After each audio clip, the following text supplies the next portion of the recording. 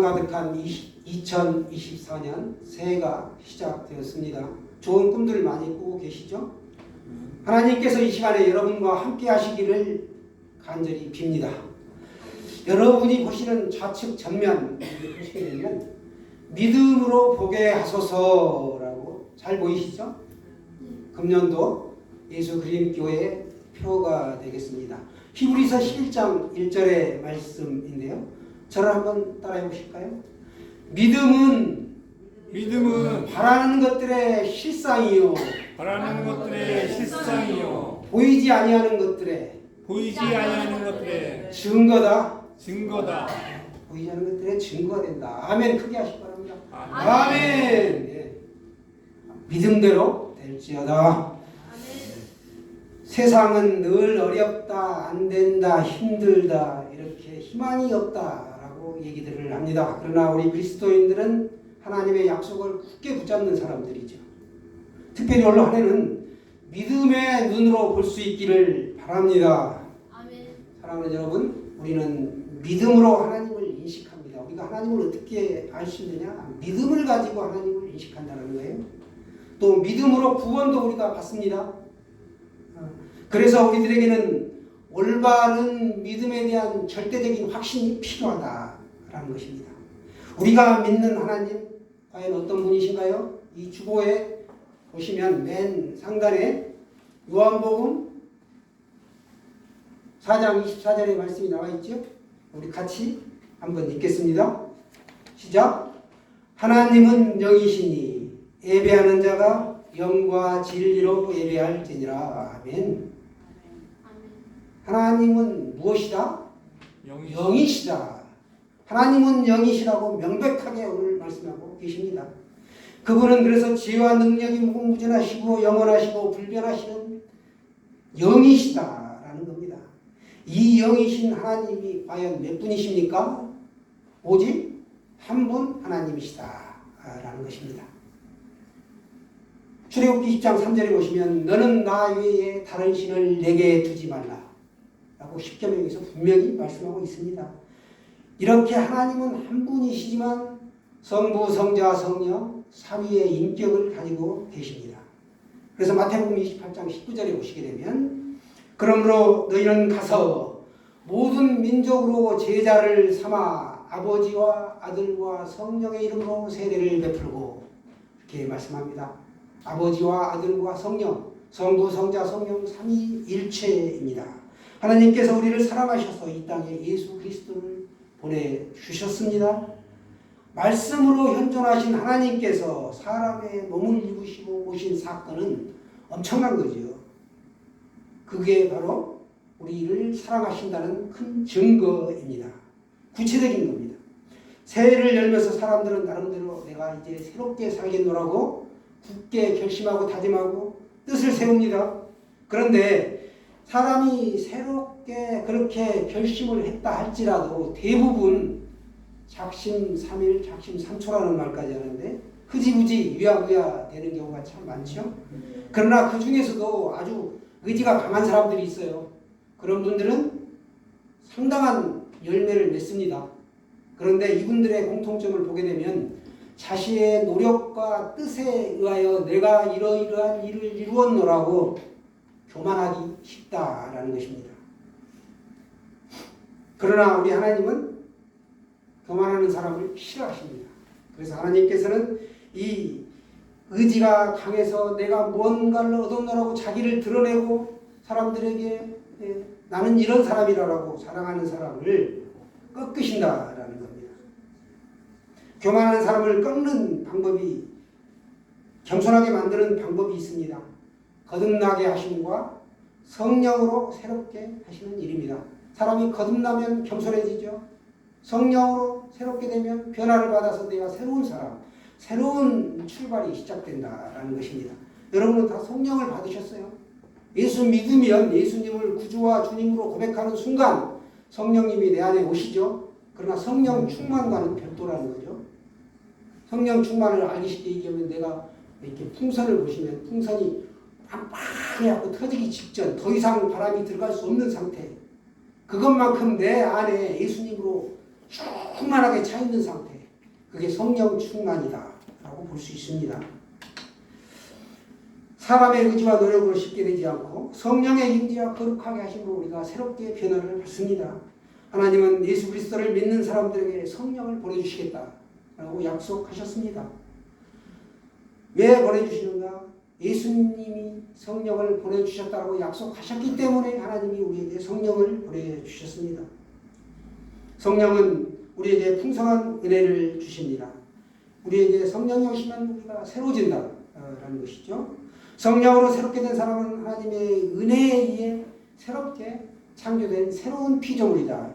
보라, 이전 것은 지나갔으니 새 것이 되었도다 라고 오늘 우리 교동문에서 읽었죠.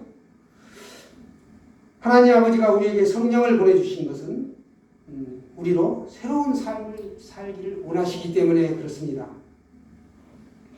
이 사실을 믿고 새해 첫 주일에 우리가 예배를 드리며 한 해를 시작하는 우리에게 새로운 생활이 시작되었습니다. 오늘 설교 제목이 바로 새로운 생활인데요. 이 모든 사실은 우리들이 성령님의 도움 없이는 이 모든 것을 깨달을 수도 없고 알 수도 없다라는 것입니다. 우리가 가진 믿음의 바탕에는 성령의 임재가 전제되어 있고 인생을 구원하시려고 하나님께서 이 땅에 육신의 몸을 입고 오신 것, 그리고 말씀으로 우리를 인도해 주시고 성령님이 그때그때 우리에게 필요한 기도의 제목을 들어주시는 것, 이 모든 것을 우리가 믿고 깨달을 수 있는 게 뭔가? 성령의 임재라는 것이죠. 심지어 우리가 가진 모든 믿음 역시 성령 하나님께서 주신 선물이라는 것입니다. 내가 노력하고 어떤 공로를 통하여 되지 않는다라는 것입니다. 그러니까 우리가 보석처럼 귀중하게 여기는 이 그리스도를 믿는 우리 그리스도교의 핵심에는 성령 하나님이 계신다라는 것이 불변하는 진리입니다. 그러므로 누구든지 하나님의 은총 아래에 있는 사람은 자기의 인생길을 걷는 동안 언제나 성령님을 의지해서 살아간다라는 것입니다. 일마다 때마다 성령님과 동행함으로 내가 기쁘고 감사하는 삶을 살 수 있다라는 것입니다. 우리의 존재는 성령님을 빼면 무력한 존재입니다. 성령님은 우리로 하나님의 사랑에 주목하게 하신다라는 것을 알 수 있습니다. 4절 5절 말씀에도 그렇게 언급하고 있고요. 우리 예배 드릴 때마다 사도신경을 통하여 고백합니다. 하나님과 우리와의 관계가 본질적으로 서로 교통하는 것이다. 일방 통행이 아니라 쌍방 간에 통행하는 쌍방 통행이다. 이 교통에 대한 확신이 바로 믿음이라는 것입니다. 성령의 교통하심과 죄를 사하여 주시는 것과 몸이 다시 사는 것과 영원히 사는 것을 믿사옵나이다. 뭘 믿는다고? 영생을 주시는 걸 믿는다. 죄가 사하여지는 걸 믿는다. 이게 바로 믿음이라는 거죠. 이게 나 혼자 일방적으로 되는 게 아니고 성령과 교통을 통하여 이루어지는 역사다라는 것입니다. 그런데 사람들은 더 잘 믿기 위해 바리새인들처럼 뭔가 행위가 점점 가미되고 더 잘 믿기 위해서 인간의 어떤 공로가 있어야 된다라는 생각들을 많이 합니다. 잘못된 것이죠. 하나님의 은총 때문에 우리가 구원의 길에 들어설 수 있었고 은혜로운 삶을 살 수 있습니다. 그렇기 때문에 바울은 예수님을 따르면 따를수록 자신은 죄인 중에 괴수다라고 디모데전서 1장 15절에 말씀하고 있습니다. 오직 하나님의 은총과 긍휼이 우리에게 미친 것입니다. 임한 것입니다. 우리가 성령의 사람인지 아니면 성령과 그릇된 삶을 살고 있는지 어떻게 알 수 있습니까? 그것은 우리 안에 기쁨과 감사가 있는가 없는가 이걸로 알 수 있는 것이죠. 하나님은 오늘도 우리의 험한 인생길에 동행하여 주시고 우리가 예수님의 사람으로 하나님의 사람으로 살기를 원하십니다. 성령님은 말씀하시죠. 우리로 천국의 후사가 되도록 해주셨다. 7절에 보시면 천국의 유업, 기업을 상속하는 상속자로 후사가 되도록 해주셨다라고 말씀합니다. 어떤 사람이 성령의 사람이 되는가? 신비한 일인데 그거는 내가 선택하는 것이 아니죠. 마태복음에 보시면 어떤 사람이 선택받은 사람인지를 그 애정에 대한 걸 말씀해 주십니다. 똑같이 네 사람이 한 밭에서 일을 하는데 둘은 데려감을 받고 두 사람은 그대로 둔다. 또 두 사람이 이 맷돌질을 하는데 밭에서 일을 하는데 맷돌질하는 두 여인 중에서 한 사람은 데려가고 한 사람은 버려둠을 당한다라고 말씀합니다. 같은 시간에 똑같이 복음을 듣고 말씀을 듣지만 그걸 받아들이고 성령의 사람으로 살아가는 사람이 있고 그릇 행하는 사람이 있다라는 것입니다. 여러분, 받아들이고 안 받아들이고는 자신의 마음을 여느냐 닫느냐에 달려있다는 것이죠. 바울은 이를 두고 하나님의 애정하심이다 라고 말씀하고 계시고, 칼빈주의, 우리 장로교도 이 애정서를 믿습니다. 하나님은 구원하시기로 작정된 사람은 다 구원을 주시는데 하나님은 다 준비가 돼 있어요. 그걸 내가 아멘으로 받아들이느냐 노멘으로 거절하느냐 그거죠. 우리가 할 수 있는 일이 있다면 성령 하나님께서 항상 우리와 동행해 주시기를 간구하는 것뿐이다 라는 것입니다. 그러면 성령 하나님은 우리를 진리 가운데로 인도해 주시고 하나님의 사랑에 눈뜨게 해 주시고 하나님의 마음을 헤아려 하나님의 사랑을 나누는 통로로 우리를 사용하십니다. 부디 성령의 사람이래요. 풍성한 은혜의 삶을 누리시길 바랍니다. 바울은 디도서 3장에서 우리가 예수님을 만나기 전에 과거에 비참했던 그 상태를 이야기하고 있습니다. 이 비참함의 문제가 뭔가? 우리 인간 스스로 어떻게 할 수 없는 죄의 문제였다. 죄의 문제를 해결할 수가 없었다는 것이죠. 죄에서 영원히 벗어날 수 없는 우리 인간, 모든 사람이 죄를 범하였으며 하나님의 영광에 이르지 못했다. 로마서는 분명히 말씀합니다. 하나님의 구원이 우리에게 나타났다는 증거는 뭔가? 좌절에서 벗어날 수 있도록 하나님이 우리에게 임재해 주신 것입니다. 구원은 그래서 나의 수고나 나의 공적을 쌓는 것으로 되는 것이 아니고 하나님의 긍휼 때문에 내가 구원함을 입었다라는 것입니다. 영원히 형벌과 고통받아야 마땅한 이 불쌍한 영혼 가운데 우리 가운데 오셔서 우리를 그 죄 가운데 있도록 버려두지 않으시고 우리를 불쌍히 여겨주셔서 은혜로 우리를 구원해 주셨습니다. 예수 그리스도가 대신 지셨다. 대신 지시고 나의 죄를 대신 지셨다. 이제는 나의 죄 때문에 돌아가셨다라고 하는데 나의 죄를 대신 지셨다라는 거죠. 그리고 우리에게 은혜로 구원을 베풀어 주셨습니다. 뿐만 아니라 구원의 기쁨을 이 땅에 사는 사람들에게 전하며 크게 누리며 살도록 은혜를 주셨습니다. 지금도 하나님은 인색함이 없이 주시고 더 주시지 못해 안타까워하는 심령으로 살아가십니다. 이제는 우리는 천국을 소유한 자들입니다. 내 안에 천국이 있죠. 그 천국을 내가 나누어주고 베풀며 사는 거죠. 이 하루를 하나님이 허락하신 것도 이 땅에서 행복을 누리고 이웃들에게 전하며 살라고 우리에게 주신 것입니다. 행복은 이렇게 바이러스처럼 전달이 됩니다. 내가 크게 웃으면 그 웃음이 상대들도 기분 좋게 하고 전가되는 것처럼 전달이 된다는 거예요. 나의 착한 행실도 마찬가지죠. 내가 복음을 증거하면 처음에는 안 듣는 것 같아도 집에 들어가서 과연 그런가? 예수 믿는 사람들은 왜 저렇게 기쁘게 사는가? 되돌려보게 되는 것이죠. 절망 속에서 예수 그리스도 안에서 우리가 행복을 누리는 사람으로 살게 해주셨다라는 건 큰 축복입니다. 우리가 예수님을 믿음으로 얻는 보상은 형통이 아니라는 거예요. 자꾸 말씀드리지만 우리가 예수님을 얻는 보상은 예수님 그 자체다. 예수님 그 자체다. 이걸 꼭 기억하세요. 예수님이 그저 좋고 예수님만으로 내가 행복해야 된다라는 것입니다.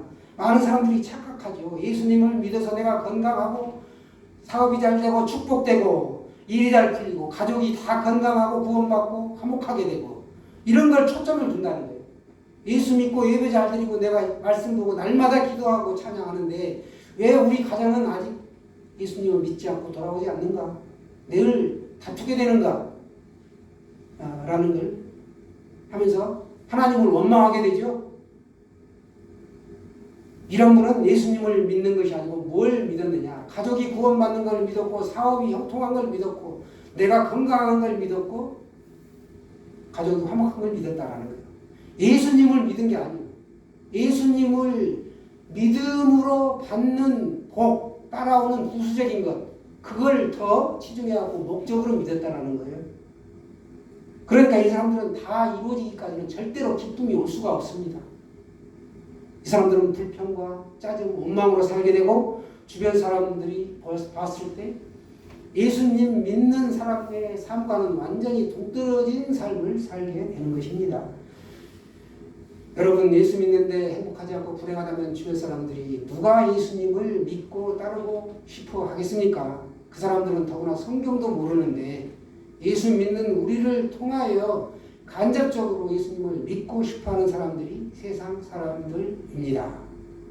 나는 과연 예수님 자체만으로 만족하는가? 아니면 예수님을 믿어 나에게 따라오는 복에 초점을 두고 예수님을 믿고 있는가?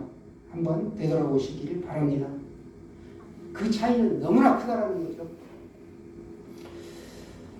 사도 바울처럼 모든 것을 배설물로 여기는 사람은 절대로 목마르지 않고 그 배에서 생수의 강이 흘러 넘치게 됩니다. 함께 하시는 주님을 바라보면 내가 환경과 상황과 형편이 어떠한다 할지라도 흔들리지 않을 수 있다라는 것입니다. 잘 비유하는 게 있습니다. 여러분 축구 좋아하시죠? 어제 저녁에도 경기가 있었던 것 같은데 축구장에 가보셨을 거예요. 공짜로 어떤 누가 표를 줬거나 시간도 넉넉하고 같이 가는 사람이 또 좋은 사람이고 또 한 번쯤 내가 구경 삼아서 한번 가봐야 되겠다라고 가는 사람이 있을 거예요. 그런데 그 사람은 축구 팬이 아니죠. 어쩌다가 한번 내가 한번 가는 거고 진짜 축구를 좋아하는 열성 팬은 다르죠. 내가 큰 비용이 들어도 가고 비가 와도 눈이 와도 자기가 응원하는 팀이 성적이 형편없어갖고 꼴찌를 해도 주차장이 없고 차가 막히고 여러 가지 여건이 안 돼도 시간을 내가지고 간다는 거예요. 교회에 나오는 이유도 마찬가지다. 설교가 참 좋아야 되고 찬양이 은혜 좋아야 되고 밥이 맛있어야 되고 주차장도 널널하고 주변에 좋은 집사님, 권사님, 장로님 있어서 가면 막 신이 나고 좋아서 교회 간다? 내가 교회 한번 나가주겠다. 내 시간 되니까. 이게 아니라는 거죠. 그러나 예수님만을 원하는 사람은 교회가 밥을 안 줘도 주차장이 없어도 사람이 몇 명 안 돼도 나는 예수님만으로 만족하겠습니다 라고 교회에 나온다는 겁니다. 이 사람은 예수님을 꽉 붙잡은 사람이죠.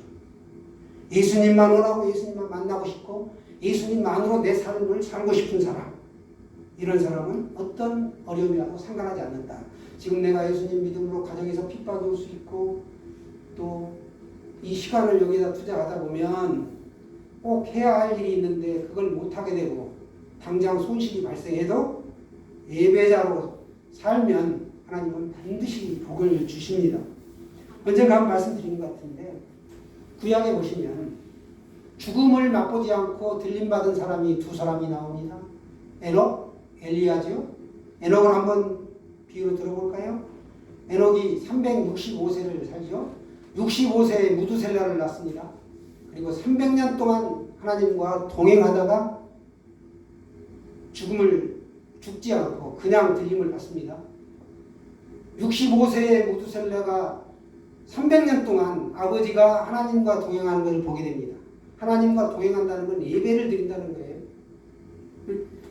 그걸 쭉 본 이 무두셀라가, 이 무두셀라라는 뜻, 이름의 뜻도 창을 던지는 사람, 그가 죽으면 심판이 온다 이런 뜻도 있지만 예배자라는 뜻이 있습니다. 예배하는 사람. 무두셀라가 예배하는 사람이었기 때문에 969세에 엄청난 장수를 하였습니다. 여러분도 예배 잘 드려서 무두셀라처럼 오래오래 건강하게 사시기를 축원합니다. 실제로 미국의 캘리포니아 서부 쪽에 가게 되면 약 5,000년 된 4,500년 정도 됐다고 그러는데요. 무두셀라 나무라고 하는 나무가 지금도 살아 있습니다. 장수의 대명사가 무두셀라예요. 예배드림으로 복을 받았다. 여러분도 예배자의 삶을 사시기 바랍니다. 예수님은 누구든지 목마르거든 값없이 돈 없이 와서 생수를 마시라고 했습니다. 우리가 지난 3년 동안 코로나가 와가지고 상당히 많은 사람들이 교회를 떠나갔죠. 이 사람들은 예수님을 원하는 것이 아니라 예수님을 믿으면 좋은 일이 생긴다고 해갖고 교회에 나왔던 사람들입니다. 예수님도 모르고 그냥 교회만 다닌 거예요. 그런데 어려움이 오니까 그냥 집에서 물론 집에서 예배드리는 게 잘못됐다는 건 아니에요. 점점점 나태해지죠. 처음엔 옷 반듯하게 입고 잘하지만 나중에는 그냥 눈 비비고 일어나고 옷 입은 그대로 세수도 안 하고 모니터 앞에 앉게 되고 나중에는 누워서 본다는 거예요. 이제 사람이 그렇게 돼 있어요. 앉으면 눕고 싶고 누우면 자고 싶고. 사람은 가만히 두면 참 잘할 것 같지만 그렇지 않습니다. 인간은 교만해지고 자기 소견에 좋은 대로 할 수밖에 없다라는 것입니다. 그래서 이 말씀의 척도가 딱 기준이 잣대가 없으면 좌우나 우우나 치우치는 건 불을 보듯 뻔하지요. 부디 여러분도 건강하게 사시고 하나 더 말씀드리겠습니다. 유명한 배우가 최근에 목숨을 끊는 일이 발생됐죠. 그 배우 참 꿀보이스. 저도 굉장한 팬이었는데 올가미에 갇힌 듯 옴짝달싹 못하게 조여오는 잔인한 사회의 칼날이 있었고 내사 단계에서 피의 사실이 흘러났고 두 차례의 마약 검사에서 음성 판정을 받았습니다. 그런데도 벼랑 끝으로 몰려 그가 마침내 그릇된 선택을 하고 말았습니다. 후진적인 수사관이었죠. 그 와중에 약점을 잡아 사기를 치고 돈을 뜯어낸 유흥업소 실장과 협박범은 인간에 대한 환멸을 주기에 충분했습니다. 배우인 그에게도 소중한 가족이 있고 두 아이의 아빠이자 누군가의 남편이었습니다. 우리 연예인들 자살하는 거 하루 이틀 보는 거 아니죠? 엄연히 보호받아야 할 사생활이 있는 게 또 연예인들이기도 합니다. 그는 조사에서 마약인 줄 몰랐다며 거짓말 탐지기 조사를 신청했습니다. 그런데 거절당했죠. 힘들어도 잘 이겨내고 더 멋진 삶을 살 수 있었는데 참 안타까운 사건이 발생됐습니다. 우리들도 이런 것들에 호기심이 참 많죠. 누가 뭐 했다네 하면 어떤 관음적인 어떤 그런 호기심이 많다라는 거예요. 그런 일이 발생됐으면 응당 처벌을 받는 건 맞는 거죠. 그런데 나한테는 한없이 관대하면서 상대에게 대해서는 지나치게 엄중한 이중잣대를 들이댈 수가 있다라는 사실입니다. 나 한 사람 때문에 내가 무심코 뱉는 말 한마디가 특별히 제가 이제 강단에서 하여튼 좀 올바른 길로 가기 위해서 어떤 말을 좀 심하게 할 경우가 있어요. 그러면 누군가는 또 상처를 받겠죠. 그런데 인간관계에서도 그렇습니다. 보다 못해서 그냥 한마디 할 수가 있어요. 이렇게 하면 상처를 받는다는 거죠. 그래서 참 어렵습니다. 올 한 해 동안 저 때문에 또 여러분들 때문에 누군가가 주변에 상처받지 않는 복된 한 해 되었으면 좋겠습니다. 우리를 불러 이 복된 자리에 이르게 하신 하나님은 우리에게 하나님이 하신 일을 하도록 우리에게 명령하고 계시다라는 것입니다. 그러니까 그 명령에 순종하여 사는 것, 그것이 진정 이 땅에서 존재하는 목적이다라는 것이고 우리가 그것이 참된 행복한 삶인 걸 알기 때문에 오늘 하루도 우리가 순종하며 살고 하나님 안에서 기쁨과 감사로 살아가야 한다라는 것입니다. 우리가 이제 일주일 딱 7일 됐죠. 오늘까지 새로운 삶을 결단하고 시작한 게 7일 됐습니다. 오늘 새로운 첫 주일 예배에 이렇게 새로운 생활에 대해서 말씀을 드렸는데 여러분의 그 새로운 생활이 기쁨과 감사가 넘쳐나고 특별히 주변 사람들에게 축복의 통로로 살아가시기를 축원합니다.